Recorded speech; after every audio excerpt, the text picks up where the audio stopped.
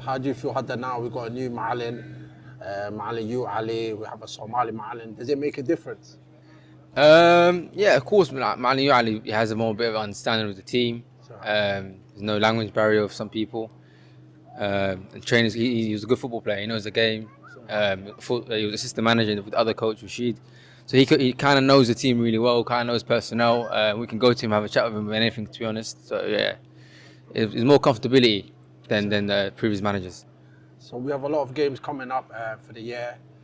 World Cup qualifiers against Uganda, Guinea again, Yeah. and also the big game for me is Oman in the Arrow Cup. Yeah. What's your thoughts in terms of, because there's going to be a lot of games towards the end of the year this year? There was going to be, I haven't seen the boys for very long now. We don't have really any camps in between games, but definitely building to the Oman game. Hopefully we're ready to go. But you know what? There's more important games.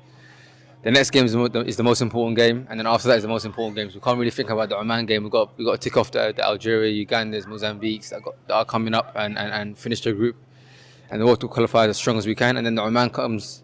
Hopefully we have a bit more cohesion and more experience in games, so we should be ready for it, inshallah. So come December times, November times, we should have a lot of games, a lot of 90 minutes, a lot more training sessions, a lot more camps. And that's what's going to benefit the team in general. The more we see each other, the better we get. It's as simple as that.